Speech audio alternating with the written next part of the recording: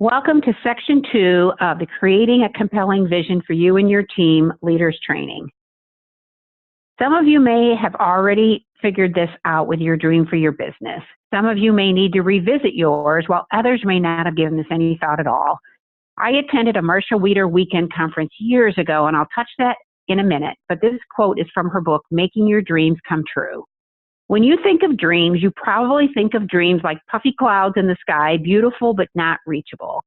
Marsha describes dreams as fond hopes, aspirations to conceive of or devise. Her tips for making those dreams come true are: first, get clear about what your dream is. Second, remove the obstacles, especially the limiting beliefs. This is huge in our business.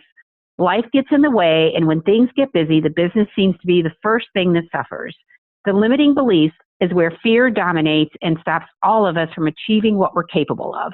I remember fear even sabotaging my ability to sponsor, and then afraid to set expectations with those that I did sponsor for fear they would leave. It wasn't until I realized that setting expectations improved their results, and I started to feel very comfortable telling them how key it was to get out and work fast and furious in their first 6 weeks, no matter what their long-term intentions for the business were. How could they understand what the business could do if they never really tested it? Third, design the simple steps to make your dreams happen. This may seem to be suggesting that this is simple, and honestly, it should be. If you are very clear about where you're going, then figuring out how to get there becomes easier. So I'm sure most of you have things you want to achieve, or an income level you dream about that just has not happened yet.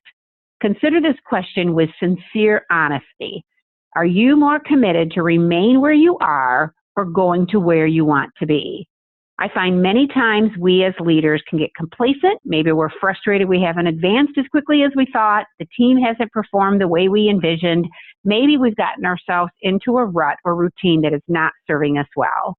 Consider your outside influencers, whether it's people that are chipping away at your belief or volunteer opportunities that have become over the top.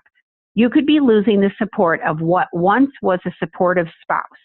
I found many times that happened when the leader was saying yes to every volunteer opportunity possible and then trying to fit the business into any nook and cranny available, and the stress on the family was becoming obvious.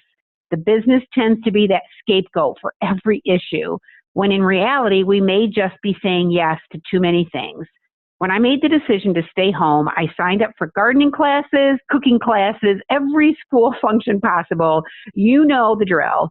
Once I joined direct sales and was trying to balance all of it, I realized I would never achieve anything if I didn't give my business a chance and create space for it. I learned I could say no if it didn't directly serve my kids or help me to meet my business goals. I became a little more selfish with my time and started saying I have to work that day. I didn't stop all my volunteering. I just stopped saying yes to everything that came in my path.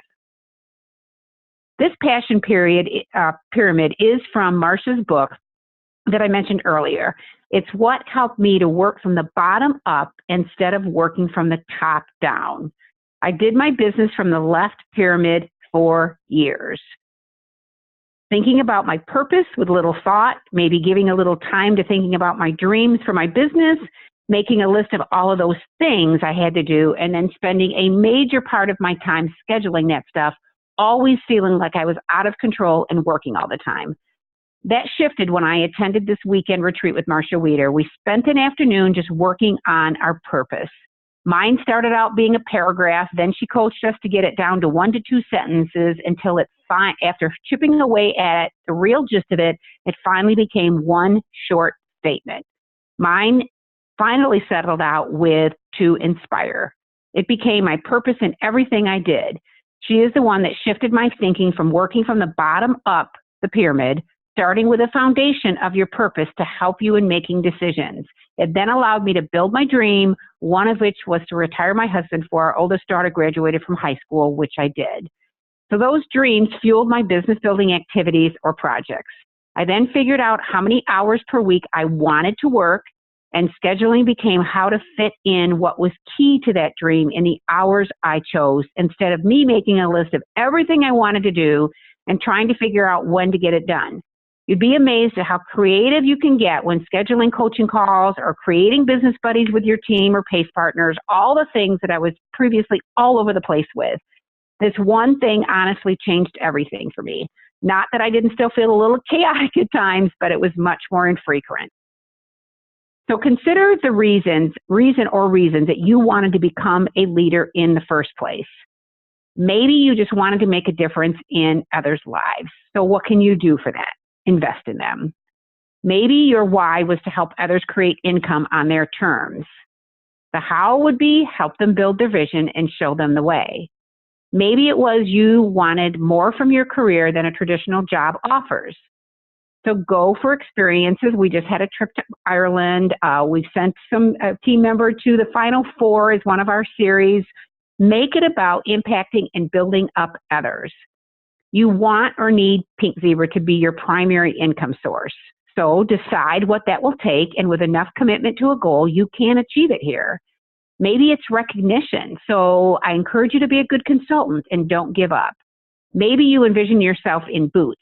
That's one of our wonderful perks of being in leadership at the director level. So map out a plan.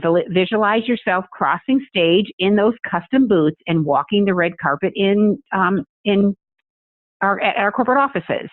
You believe that you can achieve anything, so moving through the career plan is important. So you want advancement, so figure out your next move and what it's going to take.